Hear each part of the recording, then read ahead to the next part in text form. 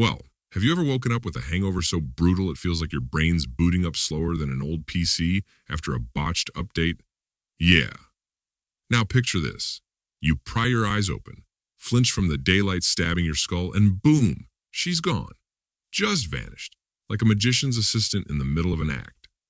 Poof, no trace. And that, folks, is the very moment when the whole mess kicked off, and I earned myself the title of newly single. I've never had the guts to organize family gatherings, especially when they were attended by a motley crowd from my then wife, Irene.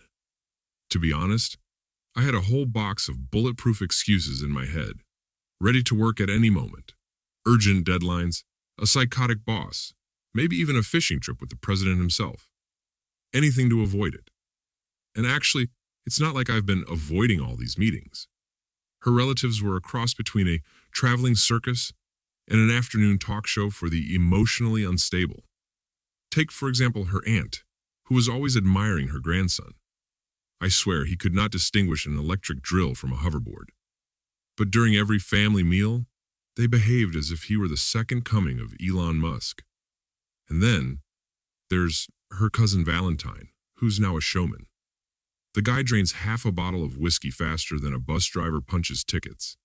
And then he inevitably starts an imaginary fight with some invisible enemy that only he sees. Oh, and let's not forget Karen. Yep, Irene's younger sister. Last I remembered her, she was a living, breathing punk poster. Black torn clothes, bubblegum pink hair, tears on a timer, and a cloud of teen angst that could choke a horse. In her defense, I hadn't seen her since she was a moody adolescent. It just always felt like she never made it past that phase. So yeah, the idea of showing up to that family circus sounded about as appealing as getting a full set of teeth pulled without so much as a numbing gel. Irene tolerated my stalled tactics for a while, but then she finally laid down the law. Steve, Karen's wedding is scheduled for the 12th. This is final. No urgent business at work, no unexpected funeral, and certainly no pretending to blend in with the couch. You're going, and it's not up for discussion. Understood? Wait, Karen actually found someone crazy enough to marry her? I damn near choked. What's her gown going to be? Jet black with safety pins?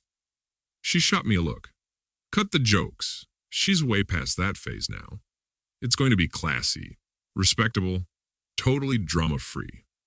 Well, I figured why not? Might as well witness this miracle in the flesh. So we booked train tickets, compartment for two naturally, a romantic little tin capsule chugging through the countryside. The trip to her hometown felt like a one-way journey to the Earth's molten core. Long, dull, and just this side of tolerable. You know the drill. Half-hearted chatter, cracking sunflower seeds, open like it's a sport, sipping lukewarm coffee from flimsy plastic cups. That kind of peaceful, shared silence where everything feels fine. Almost too fine. Like nothing could possibly go wrong. But man, that's exactly when life sucker punches you. Just like those limited time offers on Black Friday. Looks sweet till you see the small print. Anyway, the wedding itself? Honestly, not half bad. Way better than I'd braced for. The venue wasn't a dump. The bride showed up in something that didn't scream Halloween widow. And Valentine, bless him, managed to hold it together until toast number 2. I even started to wonder if all my nightmares about her family had been exaggerated. Maybe they'd finally mellowed out. But of course, the real fireworks kicked off on the way back. I woke up feeling like I'd been dragged across the Mojave by a pack of wild dogs. My mouth, drier than a popcorn fart. Head spinning like a carousel on overdrive. Chest on fire, eyes dusty as a forgotten attic. What really hit me, the thing that made my skin crawl, was the silence. No greeting, no annoyed sigh, not even a groggy, "Where's the aspirin?" I turned to the other bunk, and it was empty. Not just unoccupied, but untouched. The blanket was smooth, neat, her stuff lined up like little soldiers at inspection. Phone dead, quiet. Cue panic mode. I started pacing that train car like a bloodhound on the trail of something nasty. That's when I remembered the guys from last night. Alex and Greg. Couple of shift workers we'd clinked glasses with. Hilarious guys, really. Told stories so wild I nearly passed out laughing. And for reasons still unclear, I felt this tug, like something was dragging me to their compartment. Call it gut instinct or just dumb curiosity. I grabbed the door handle, it wasn't even locked, and stepped in. And there it was. Smacked me in the face like a frying pan. Bam! Instant mental clarity, like someone flipped a breaker in my brain. There she was, Irene, curled up with Alex, like they'd been carved out of the same block of clay. Not just lying next to each other, no, this was intimate, intertwined. I yanked the blanket without thinking. And let's just say, the second layer hit harder than the first. Yeah, you get the picture. And that was it. I snapped. Pure instinct took over. I grabbed the guy by the collar, yanked him off the bunk like a sack of laundry, and started wailing on him like he was an old rug getting dusted. Total blur. And just when I thought it couldn't get any more absurd, the other guy, Greg, pops his head up like some side character from a low-budget sitcom. He blinks a few times, still half asleep, and then drops this gem. Dude, you left her yourself. Like that explained anything.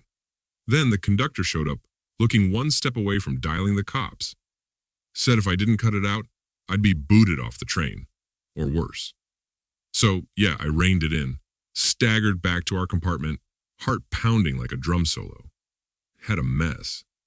Sat there, stewing like the whole car was about to go up in flames. And 5 minutes later, she walks in. Irene, playing the part of some hurt little dove, eyes wide with fake shock, voice trembling with that classic, "How dare you" energy. It was an accident. Seriously, what are you doing? Were you groping around in the dark and just happened to find him? I thought it was you, she mumbled. I didn't realize. Right. That was the moment, clear as day, when one thing finally clicked for me. Booze doesn't change people. It just peels off the filters, the brakes. What's been simmering under the surface comes boiling out. If you didn't want it, really didn't, you wouldn't do it. That's it. No cosmic excuses. No alcohol-induced amnesia. Just choices, with the volume turned up. The rest of the trip? Total silence. Like an old black and white movie without sound. Just looks, sighs, the clatter of the train wheels, and a whole lot of nothing. I didn't scream, didn't throw a fit. I just watched a different scene playing in my head, me helping her pack when we got back. No words were exchanged. We unpacked like strangers. I brewed coffee, sat down, took one long breath, and said it straight. Let's go. I'll drive you to your girlfriend's. You don't live here anymore. She didn't even argue. And that's when I learned one more lesson, carved in stone ever since. You can believe in someone all you want, but a long train ride will always show you who's in it for the journey and who's just hitching a ride until the next. Cheating Secrets podcasts like me.